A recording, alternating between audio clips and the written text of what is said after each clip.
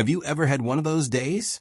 The kind where your alarm doesn't go off, you spill coffee down your clean shirt, you hit every red light on the way to work, and you walk into a meeting you're already late for, only to receive some unexpected critical feedback?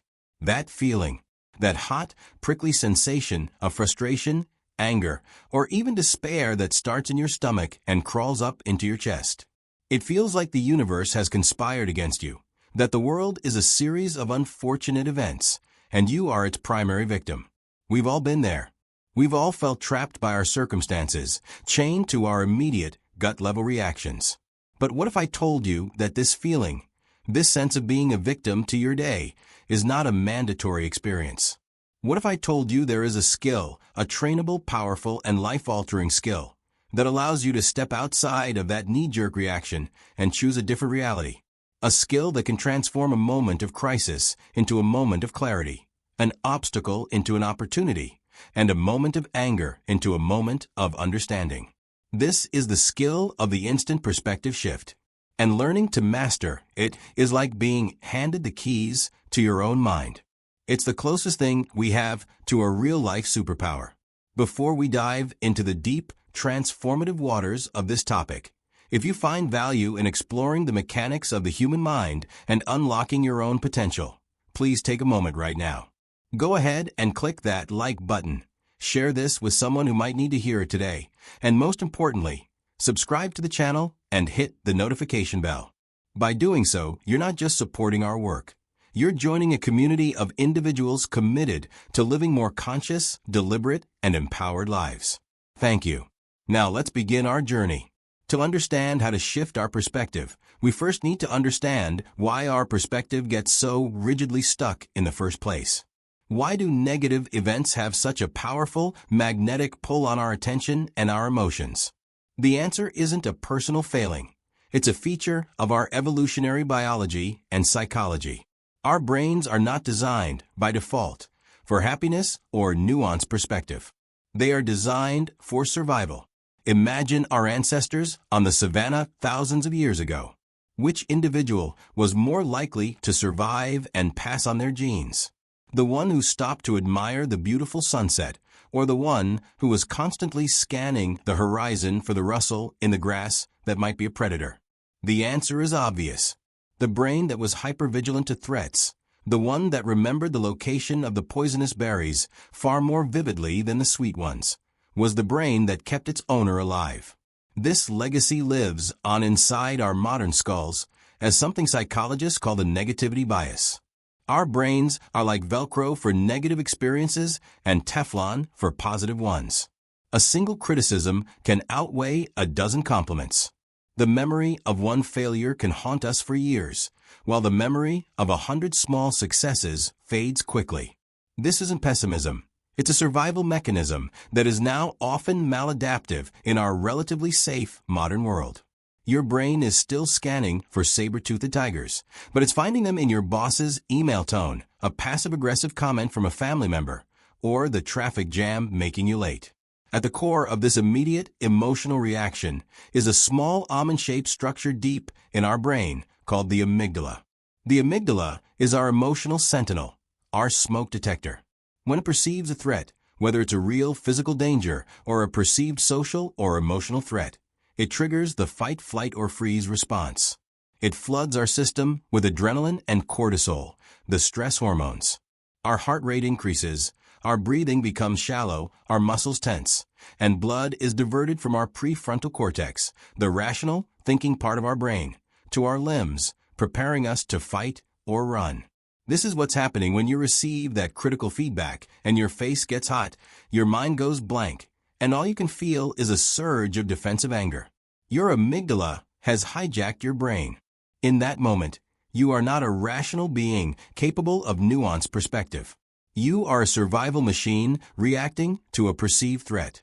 The ability to perform an instant perspective shift is, at its core, the ability to calm the amygdala and bring the prefrontal cortex back online. It is the act of moving from reaction to response. Compounding this biological wiring are the mental habits we develop over a lifetime. Think of your mind as a vast landscape. Every time you have a thought, you create a small trail in that landscape. If you repeatedly have the same type of thought in response to a certain trigger, for example, every time you make a mistake, you think, I'm such a failure. You are walking that same trail over and over again. Over time, that trail becomes a path, then a road, and eventually a multi-lane superhighway. Your brain, being incredibly efficient, will always choose the path of least resistance. It will default to that superhighway of thought without you even consciously choosing it. These superhighways are what cognitive behavioral therapists call cognitive distortions or automatic negative thoughts.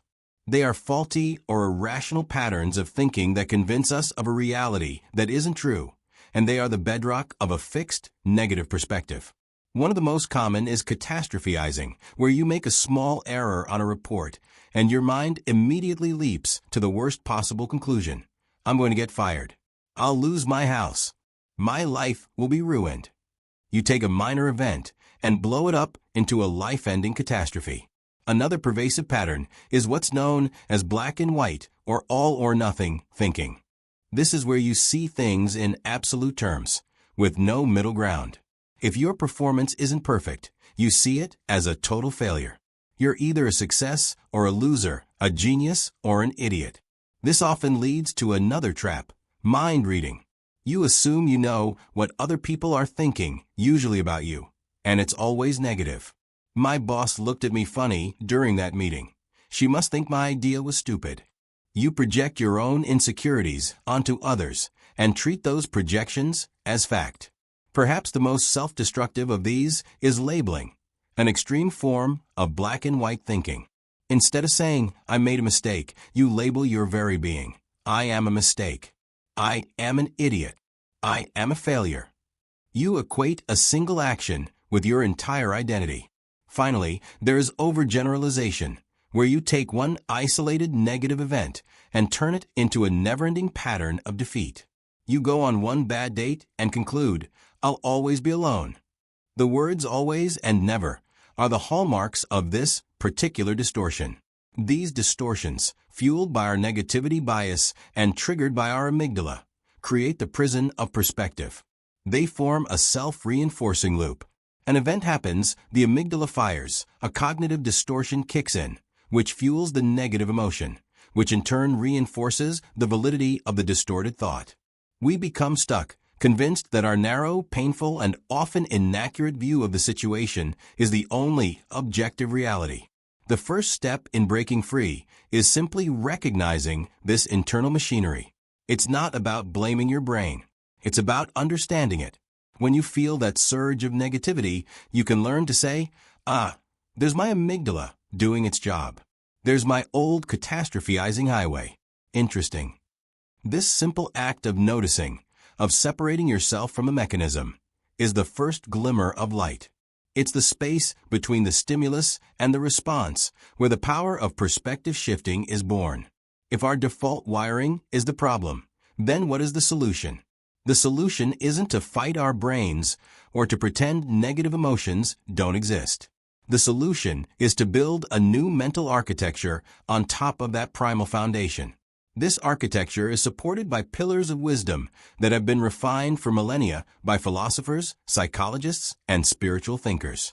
To master the how of perspective shifting, we must first understand the why and the what. The first and most powerful pillar for this new architecture comes from the ancient Greek and Roman philosophy of Stoicism. The Stoics, like Epictetus, Seneca, and the Roman Emperor Marcus Aurelius, were masters of mental resilience. Their central operating principle can be summarized in what is known as the dichotomy of control.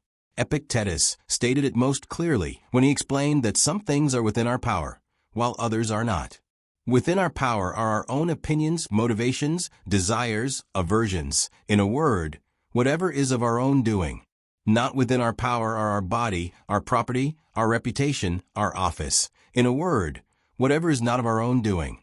This is a revolutionary idea. The Stoics argued that the vast majority of our mental and emotional suffering comes from a fundamental confusion between these two categories. We desperately try to control things that are, by their very nature, uncontrollable. We cannot control the traffic, the weather, the economy, or what other people think, say, or do. We cannot control the past. We cannot, ultimately, control the outcome of our efforts, only the effort itself. When you get angry in a traffic jam, you are suffering because you are trying to control the uncontrollable.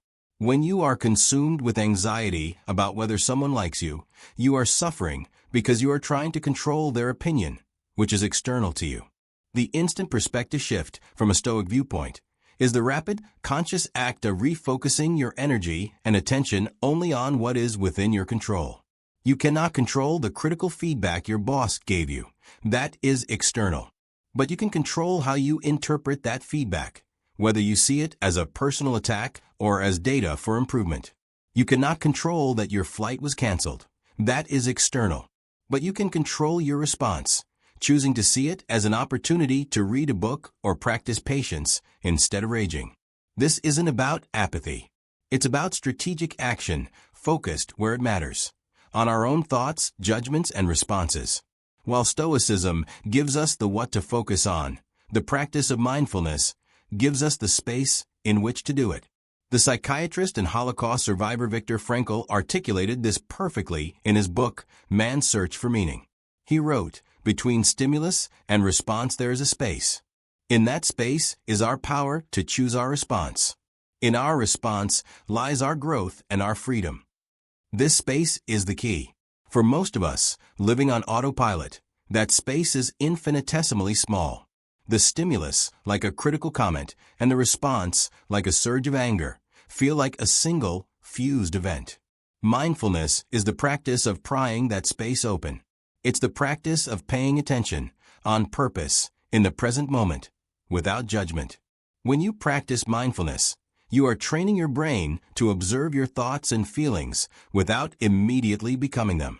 You learn to watch the anger arise, watch the defensive thoughts bubble up, and see them for what they are, transient events in your consciousness, like clouds passing in the sky.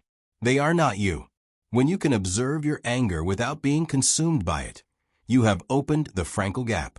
And in that space, you can then apply the Stoic dichotomy of control. You can choose. This is why practices like meditation are not just about relaxation. They are training for life, strengthening the muscle of intentional focus. The third pillar comes from modern psychology, specifically cognitive behavioral therapy, or CBT. It builds directly on Stoic philosophy and provides a practical model for changing our perspective. CBT is based on the idea that it's not the events themselves that cause our suffering, but our beliefs about or interpretations of those events. This is often called the ABC model. A is the activating event, the objective, factual thing that happened, such as your boss saying, "This report needs more data." B is your belief, your interpretation, or thought about the event, like, "My boss thinks I'm incompetent. I'm going to get fired." And C is the consequence, your emotional and behavioral reaction, such as feeling anxious, defensive, and demotivated. Notice that A did not directly cause C. B is the critical intermediary. The event itself was neutral. The words were just information. It was the belief about what those words meant that caused the anxiety. Cognitive reframing is the conscious process of challenging and changing your belief, the B, to create a different consequence, the C. It is the art of finding a more empowering, more accurate, or more useful interpretation of the activating event. In our example, a cognitive reframe would involve seeing the same activating event, but changing the belief. Instead of thinking, "My boss thinks I'm incompetent," you could reframe it to, "My boss trusts me enough to give me direct feedback. She has high standards, and meeting them will make me better at my job."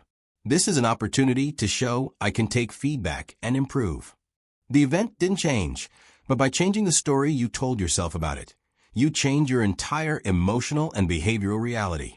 You shift your perspective from that of a victim to that of a protagonist who is being challenged to grow.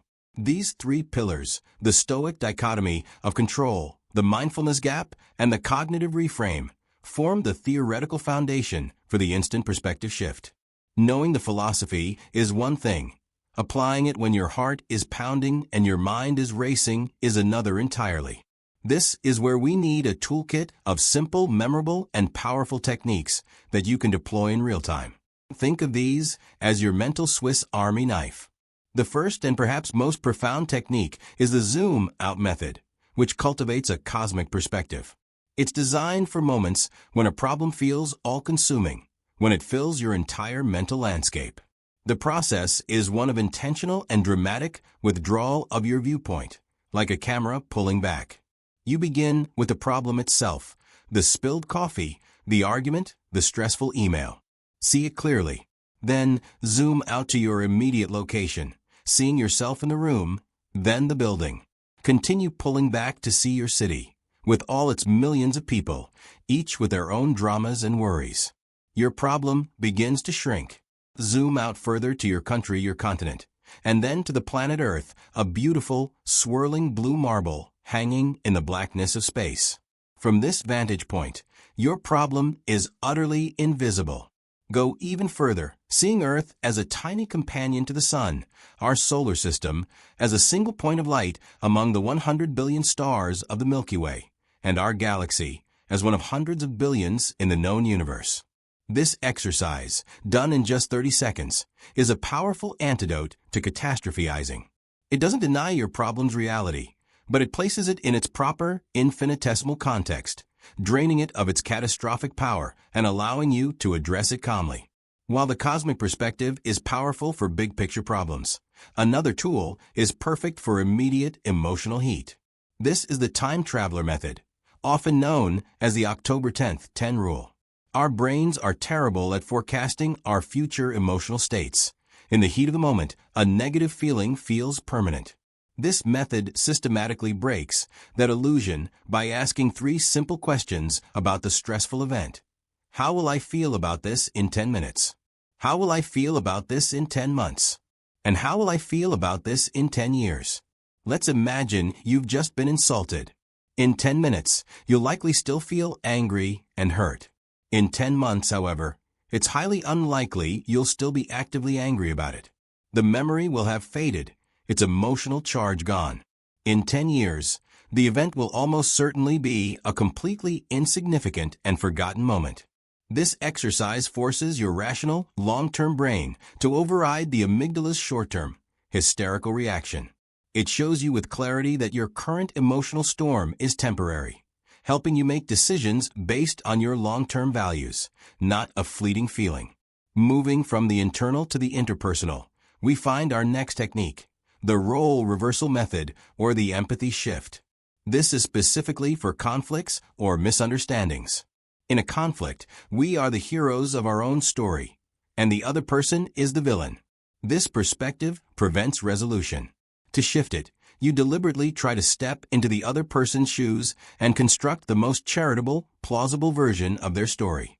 Ask yourself what pressures they might be under, what past experiences could be informing their reaction, or what positive intention might be hidden behind their clumsy words. If a coworker publicly criticizes your work, your initial perspective might be, "They're trying to sabotage me." Applying the role reversal, you might consider that maybe they're under immense pressure from their own boss, or that a past project failed due to a similar oversight, making them hypervigilant.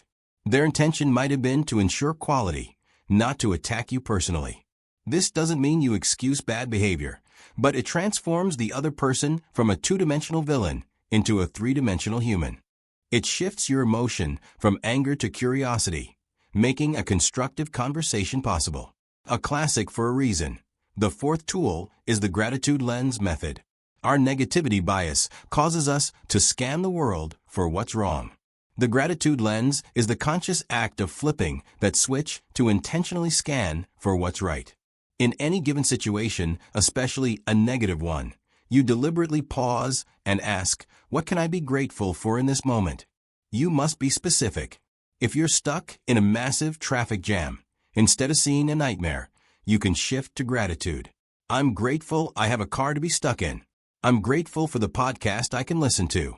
I'm grateful that I am safe and warm, and that this delay, while annoying, is not a life-threatening emergency. This isn't about ignoring the negative. It's about not letting the negative be the only thing you see. Gratitude actively rewires your brain to look for the good, which calms the nervous system and creates an immediate sense of resourcefulness and peace. It's an instant antidote to the feeling of victimhood. The fifth technique is one of the most empowering, the find the opportunity method. This is the art of asking, how can this serve me, or what is the hidden gift in this situation? It's rooted in the idea that every obstacle, every failure, and every piece of criticism contains a seed of opportunity for growth, learning, or change. This reframes you from a passive recipient of bad luck into an active alchemist who can transmute difficulty into value. Let's say a project you worked on for months gets canceled. The initial perspective is one of devastation and wasted effort. Applying this method, you ask, what is the opportunity here? The answer might be that you now have the free time to learn a new skill you've been putting off. Or perhaps the experience taught you a crucial lesson about project management that will prevent a much bigger failure down the road. Maybe the opportunity is simply to practice resilience and letting go. This reframe, from this happened to me to this happened for me, is one of the most profound shifts you can make. It transforms life from a series of threats into a curriculum designed for your own development. Next, we have the play the scientist method, which is about treating your negative thoughts as hypotheses, not facts. When a strong negative thought arises, especially one rooted in mind reading or catastrophizing, you step back and ask, what is the evidence for this thought? And what is the evidence against it? You become an impartial investigator of your own mind. For instance, the thought arises, everyone at the party thought I was boring. The scientist asks for evidence. What facts support this? Well, a couple people walked away while I was talking. Then, you must argue the other side. What is the evidence against it? I had a long, engaging conversation with one person. Someone else laughed at my joke. The people who walked away might have just been going to get a drink or see a friend. By systematically examining the evidence, you almost always find that your initial negative conclusion is, at best, a wild exaggeration not supported by the facts. This method short-circuits the emotional reasoning that says, I feel it, therefore it must be true. It brings logic and reason back to the forefront, dissolving the power of the unfounded negative thought. Finally, the seventh tool involves the body itself, the physical state shift method. Our mind and body are an inseparable system. Your posture, breathing, and facial expression send constant feedback to your brain about how you should be feeling.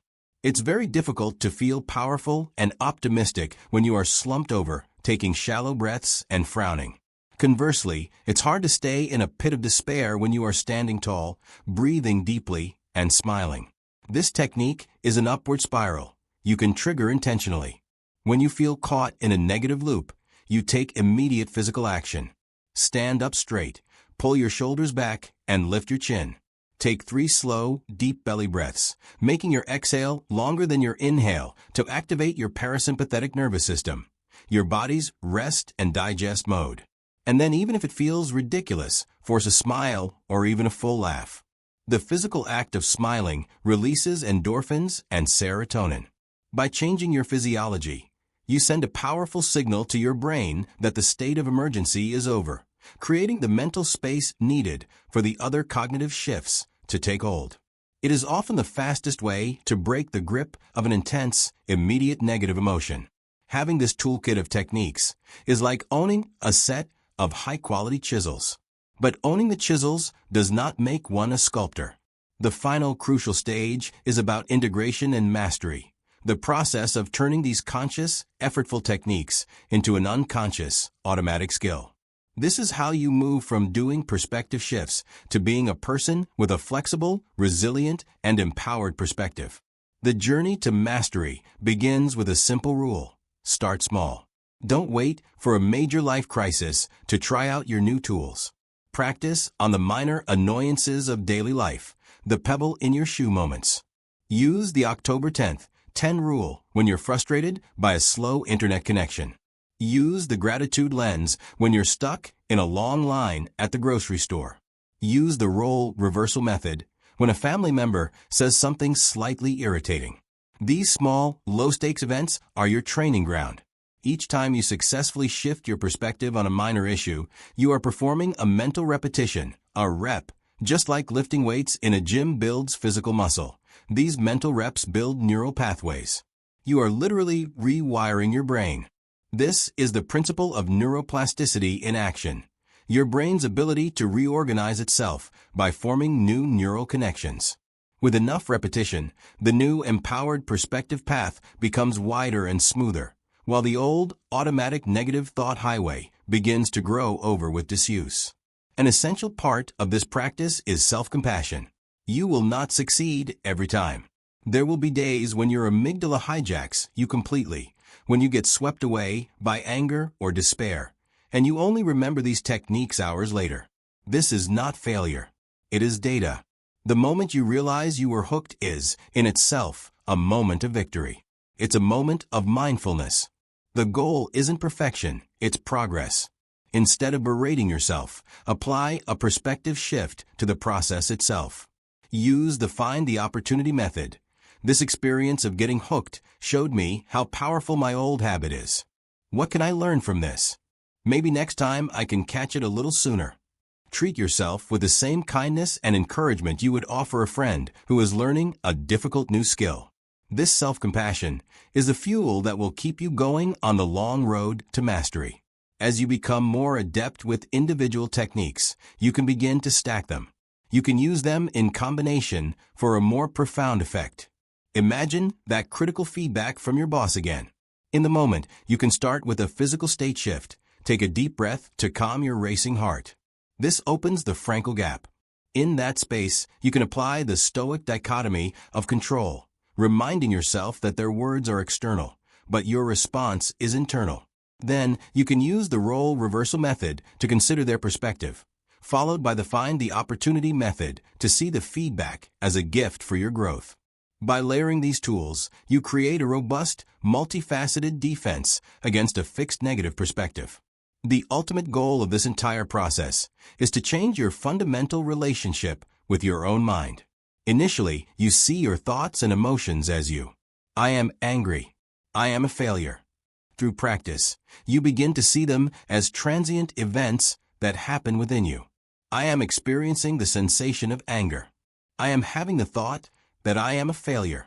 This subtle shift in language reflects a monumental shift in identity. You are no longer the storm. You are the sky in which the storm is passing. You are the observer, the consciousness that is aware of the thoughts and feelings. From this vantage point, you have choice. You have freedom. This doesn't mean you will become a passionless robot or that you will never feel negative emotions again. Negative emotions are a vital part of the human experience. They are signals. Sadness signals loss. Fear signals danger. Anger signals that a boundary has been crossed. The goal is not to eliminate these feelings, but to change your reaction to them. Instead of being drowned by the wave of emotion, you learn to surf it. You can feel the anger, honor its message, and then choose a wise and constructive response, rather than a destructive and reactive one. This is the pinnacle of emotional intelligence. We began this journey in the grip of a bad day, feeling like a victim of circumstance, tossed about by the knee-jerk reactions of our ancient survival wiring. We explored that wiring, the negativity bias and the amygdala hijack, and the cognitive distortions that keep us trapped in mental prisons of our own making. But we didn't stay there. We uncovered a timeless architecture for a new mind, built upon the pillars of Stoic wisdom, mindful awareness, and cognitive reframing. We learned that the secret to our freedom lies not in changing the world outside of us, but in changing the world inside of us. It lies in that sacred space between stimulus and response. We then filled our toolkit with practical, powerful techniques, ways to zoom out to a cosmic perspective, travel through time to see the impermanence of our pain, step into the shoes of others, scan for gratitude, find the hidden opportunity in adversity, investigate our thoughts like a scientist, and shift our physical state to change our mental state. This is more than just a collection of clever mind tricks. This is a learnable skill. It is the fundamental skill of consciously creating your own experience of reality. It is the power to decide that a traffic jam will be a moment of peace, that criticism will be a catalyst for growth, and that a setback will be the setup for a comeback. It is the ability to write your own story, rather than simply reading the one your automatic reactions have written for you. Mastering the instant perspective shift is a lifelong practice, but it is the most rewarding one you can undertake. It is the path to resilience, to wisdom, to connection, and ultimately, to freedom. The freedom to choose how you see the world, and in doing so, to change the world you see. Thank you so much for joining me on this deep dive. If this exploration of the mind resonated with you, if it offered you even one tool to make your day a little bit better, please show your support. Click that like button. Share this video with anyone you think might benefit from it. And if you haven't already, please subscribe to the channel and ring that notification bell. Let's continue to learn and grow together. Thank you for watching.